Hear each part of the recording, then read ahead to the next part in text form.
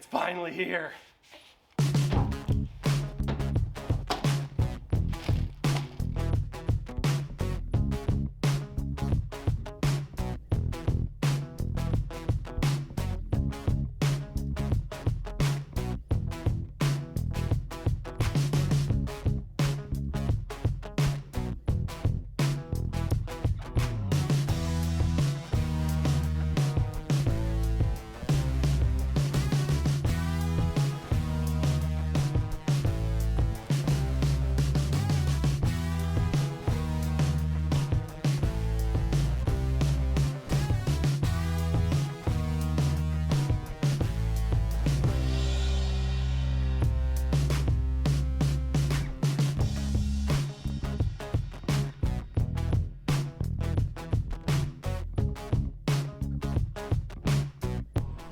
Hey everybody, welcome back to the channel. Today's episode is going to cover the much anticipated painting of the Foamie Camper. First steps here is going to be go around and knock down any of these high spots, like here where the tape meets the flat portions. The window frames themselves are a little bit higher than the surrounding material, so we'll go ahead and just run the sander over this whole side. And basically, we're only going to be worried about appearance from here up. Bed line up all the way around. Today is going to get a quick sand. We'll skim with micro, and then we'll continue on the process.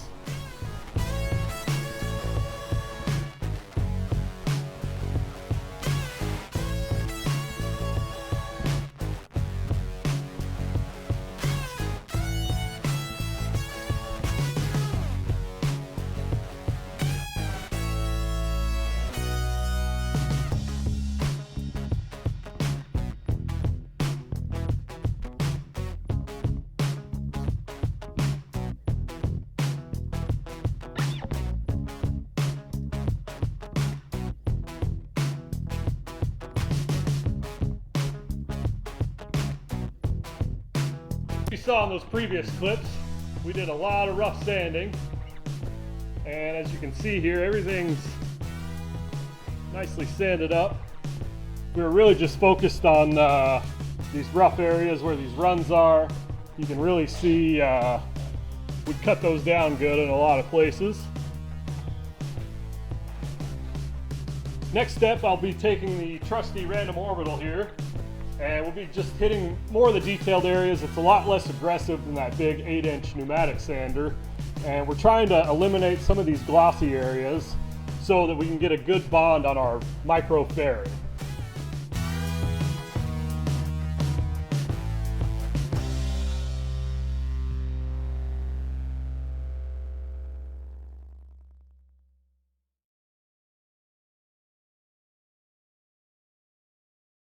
Got both my helpers on board today.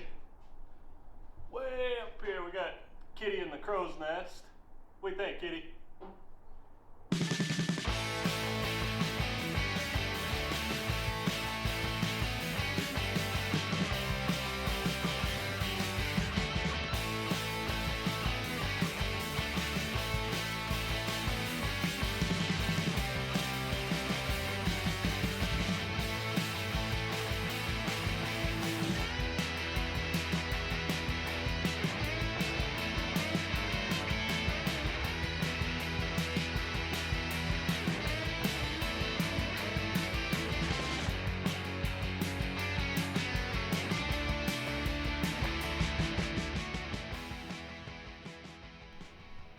All right, as you can see here, this micro is pretty rough.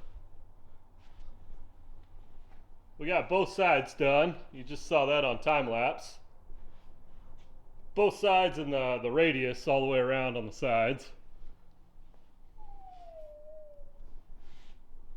Dale's lost his ball under the couch here.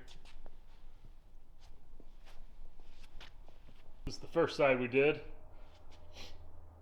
I don't know if I filmed this side. I may have done this one off camera. It's as equally as bad as the other side. Actually, this side may be a little bit better, but you know, giant ridges and gouges, and it's gross. This stuff is really hard to work with. It's significantly more difficult to work with than body filler. And due to that, we're going to switch to body filler for this front curve section and the rear door. We're going to sacrifice a little bit of weight there, but it's going to be a lot easier to work with. Should give us a better finished product. It's a little cool in the shop. I think I've got the thermostat set at 65. We're going to let this stuff cure out overnight. Tomorrow we'll do some sanding on it and we'll get started with some body filler. Let's see what Dale's got going on. What's under there, pal? What you got? What you got under there? Oh! What you got under there? Bummer. Alright, bud, coming in. Coming in. Where is it? Oh! Oh! The things I do for you, boy. Good boy.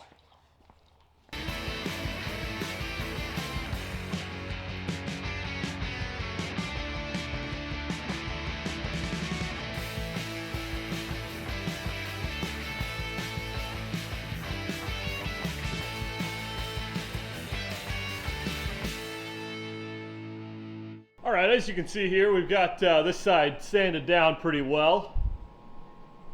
And what we're going for here is mostly just really smooth to the touch. This stuff looks really gnarly, but it's really smooth to the touch. This is the first step in all this process, and we're doing pretty good so far.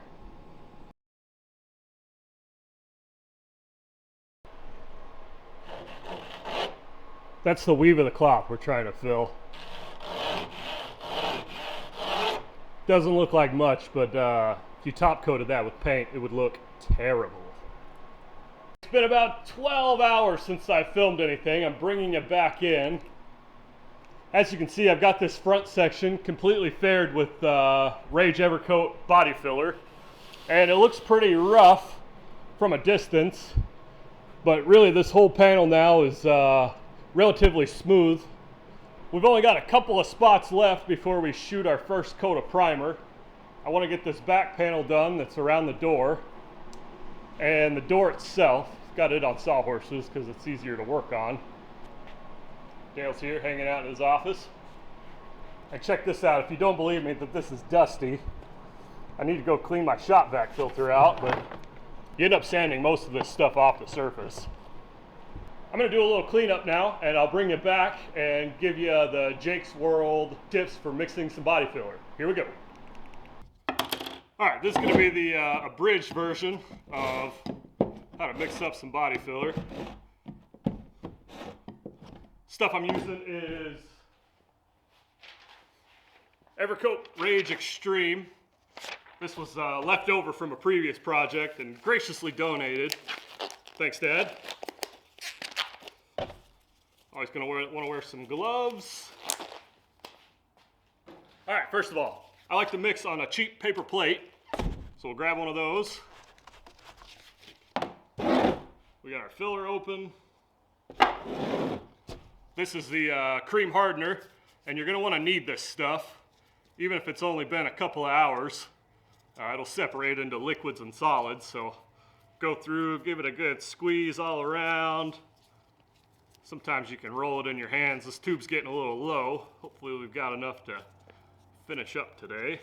All right, I take a full-size paint stick. Go ahead and give us a little mix here just for mixing sake. And you kind of scoop and roll. And then plop that down on your plate. I take a tongue depressor. You see me use these a lot.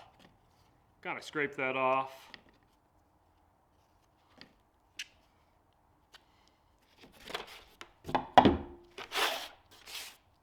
And we're going to go about double that amount.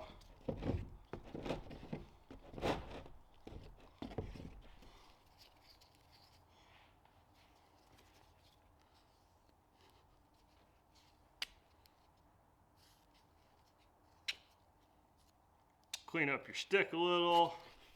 I like to give that a wipe. Throw your lid back on loosely. Get that out of the way. Now we'll take our hardener.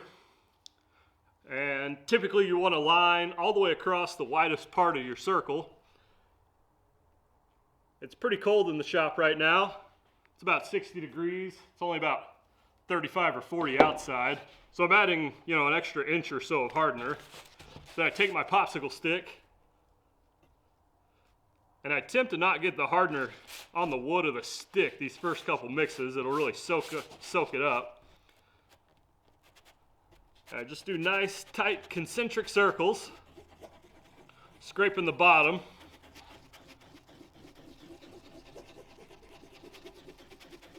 You'll see that blue streak slowly disappear into the material. And what you're going for is an even, consistent, uniform color across this whole wad. That's how you'll know the hardener's mixed in well.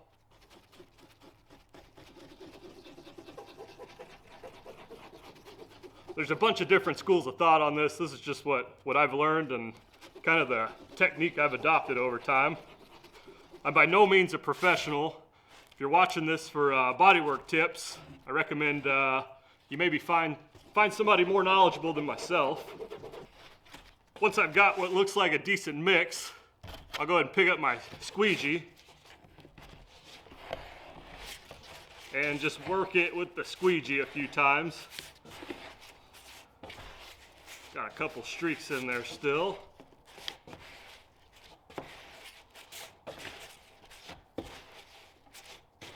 You want to try to limit the amount of air you're working into this. That'll lead to pinholes and you'll end up chasing your tail, which I am a professional at when it comes to this stuff. We do it right because we do it twice. I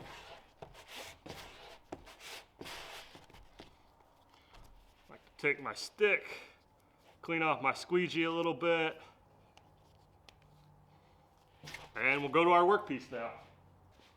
All right, you're just going to take some off your pallet here. And start working it onto the surface. You're going to want to avoid thin areas like this. It's tempting to spread it as thin as possible, so you have to do less sanding, but that actually works out to take more time. The nice thing about this over using micro is it really blends together swipe to swipe. You can really get a smooth finish as you work this stuff onto the surface. And that's about as good as my spreading ever looks. It's quite rough at the start. You can see those ridges and whatnot, but again, you're going to attack this with 40 grit, 80 grit paper when you're done. So it's really no big deal. We're just trying to fill the weave. I'm going to get the rest of this back panel filled in. I'll bring you back, show you what it looks like.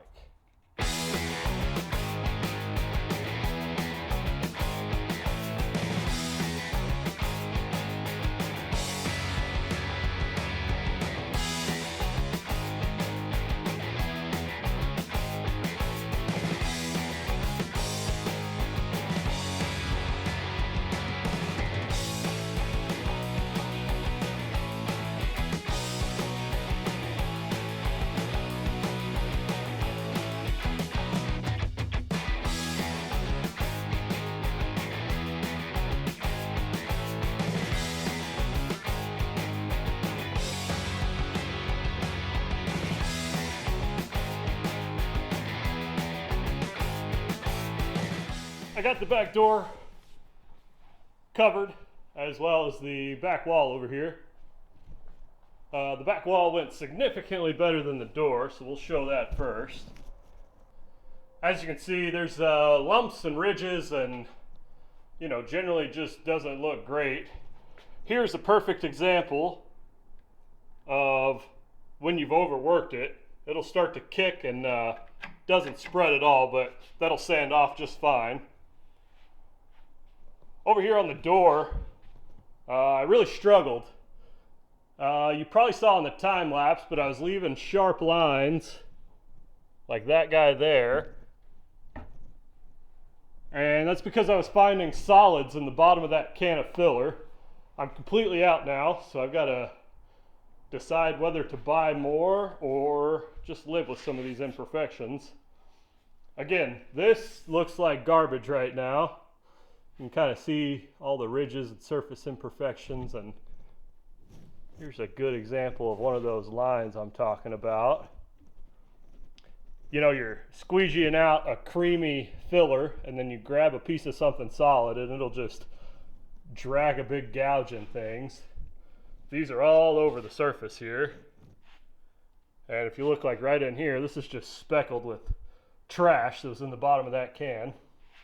This stuff needs to set up for, I don't know, about an hour and a half, 2 hours at these temperatures. Again, the shop's only 60 degrees right now. Once the surface quits holding tack like this, that's a pretty good indicator that it's ready to sand. So I'll come out here periodically, take a lunch break, and check things up until I'm ready to sand. I haven't done a whole lot of video of this prep, mostly because it's terribly boring. I want to cry while I'm doing it. I can't imagine you guys want to watch it, but I'll shoot some time lapse of it and bring you back for the next part. We've cured to a nice tack-free surface now. And we're going to go ahead and blast it with the Eliminator.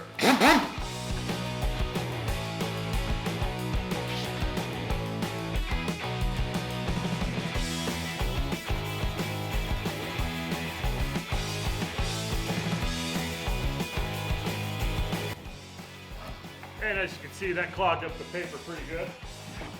Take a wire brush.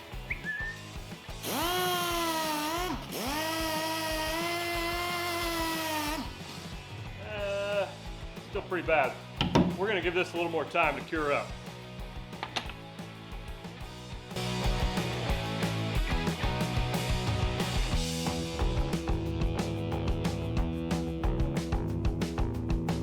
As you can see after this first pass, you really get a sense of the highs and the lows. And how bad this stuff looks right off the hop.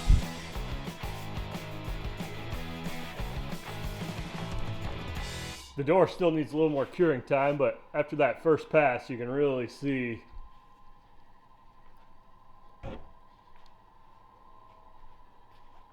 just how rough things start out. This will get better and better as we do more sanding.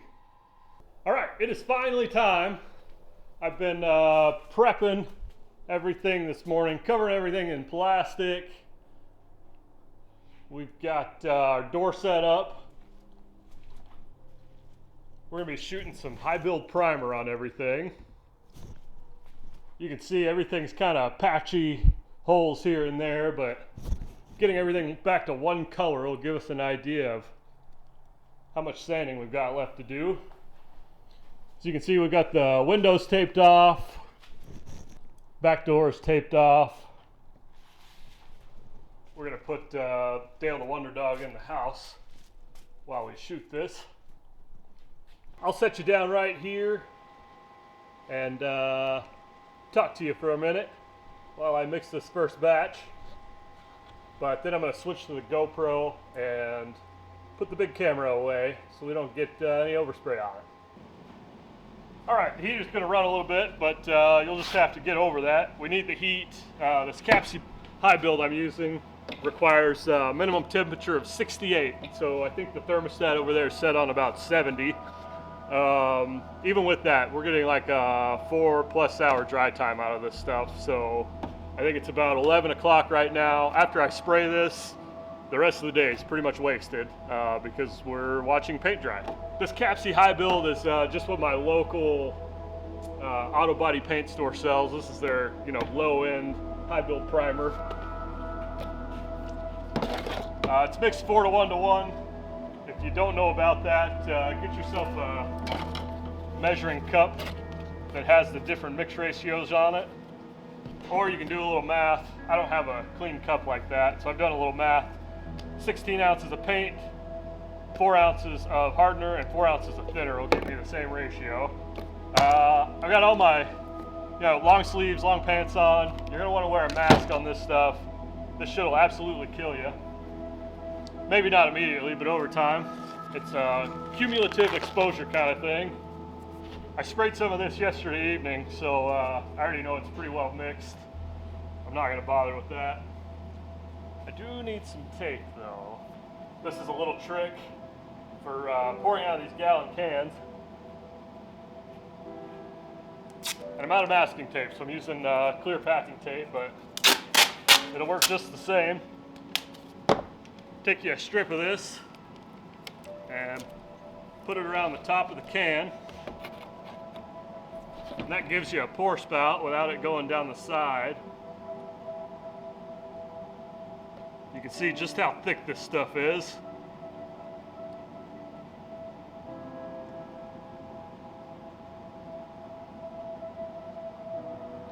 Then I just take my finger and wipe this back into the can.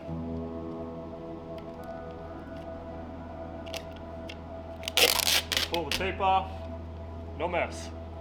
Guess I should show you this side, no mess. Throw this lid back on loosely. All right.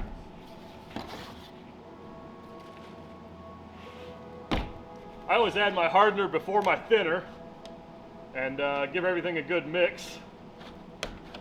You know, much like the body filler, I've got pretty good experience doing this, but if you're looking for some professional advice, there's probably hundreds of guys on YouTube making videos that do a lot better job at this than me.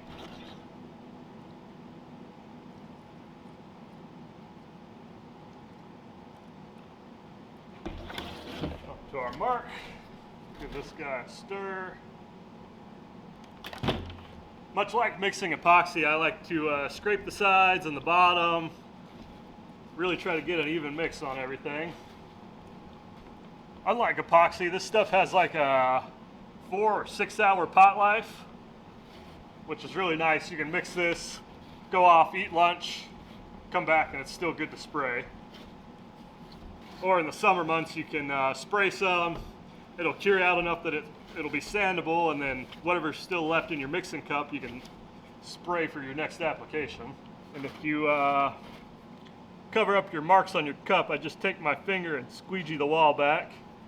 Your line will come back to give you a reference.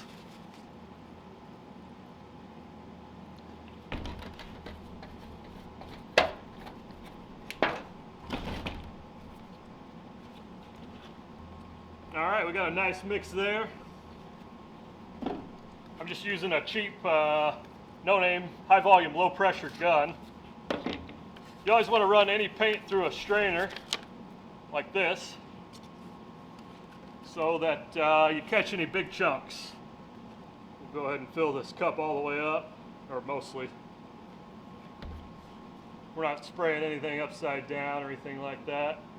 A little trick here too is you take your strainer, you see how it's still draining paint, you just drop it back into your cup. Throw the lid on. Balance that guy there until I'm ready to use it. Okay, at this point I'm gonna throw my mask on, switch over the GoPro, and we'll start shooting this stuff. Shooting in a new mode here, 24 frames a second, 2.7K cinematic. Didn't even know that was an option, but we're gonna give it a shot. You will see these LED lights flicker when the compressor kicks on. It's in another room, so we don't have to listen to it, but you may notice the lights flickering. Additionally, there's a fan in my ceiling blowing some of that hot air out of the attic since I don't have a ceiling. So you may hear that. Nothing we can do about that. I wanted to show you real quick before I start spraying just how much junk this paint strainer caught. That kind of thing gets in your gun and you're gonna have a real bad time. I know this from experience. I like to just dial in my settings on some cardboard or a piece of plywood before I start spraying on the actual part.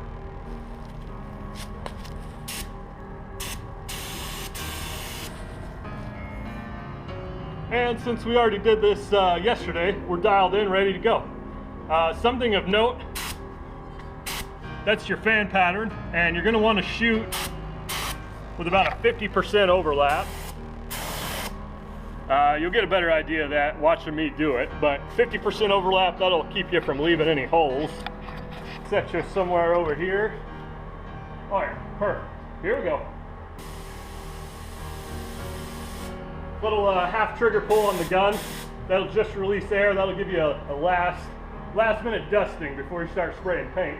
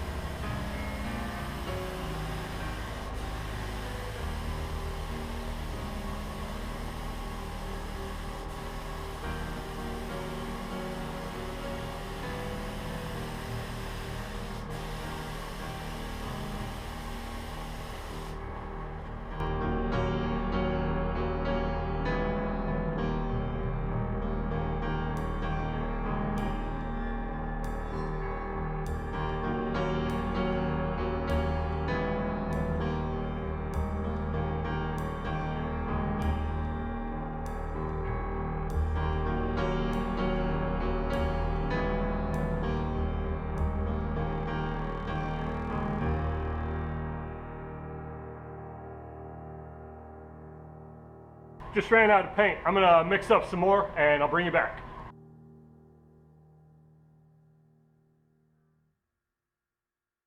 Really been looking forward to spraying this front curve, so we're gonna do that now.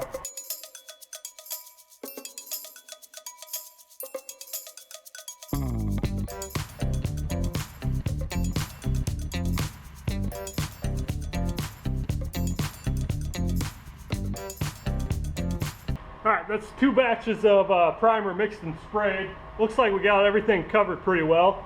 I'm going to now clean my gun, which is very important.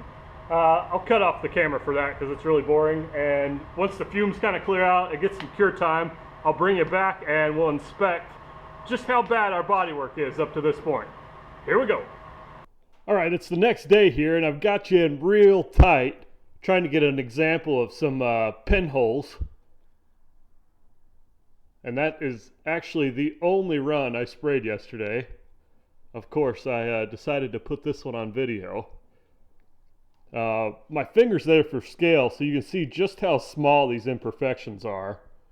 I'll bring it just around the corner here. See if we can't get another example. Those circular arcs are actually sanding scratches. And let's find another bad spot here. Here's a great example that'll probably show up a lot better on video. And here's a good spot. As you can see from about, I don't know, 2 or 3 foot back, everything's looking great. You know, I brought you in tight on some of those little imperfections, but you know, I'm about an arm's length away. You can't even pick those things up. However, when we spray this primer with gloss paint, those little tiny imperfections are going to start showing up again. I've got some more work to do, probably at least 1 coat of primer, some body work with some body filler and some glaze left yet to do. We've had a really gnarly cold front move into Texas. I think the high temperature today is in the 20s, which really is not conducive to this type of work. I would have loved to have the final color on this thing for this video, but as you can see, this kind of work takes a lot of time, whether it's the actual sanding portion, waiting for things to cure, that sort of thing. We're just not quite there yet.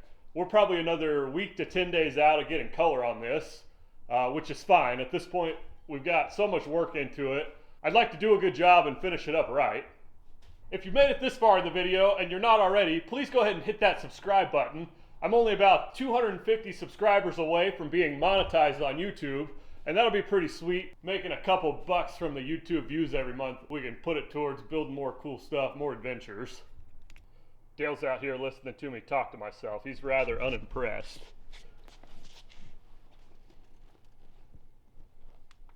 What do you think, bud? Are we doing a good job? You probably noticed that there's some cool camera movements going on the last couple episodes. I'm always upgrading camera equipment. I'm trying to do a better job of filming. I think I'm getting more comfortable talking to the camera, or talking to you guys rather, which is pretty cool. We're running an external mic now. I don't know. Let me know what you think about the latest video quality. Sometimes here in the shop, everything just looks a little washed out because of the intense LED lighting. But hey, there's nothing we can do about that. Thanks for watching, everybody. We'll see you next time.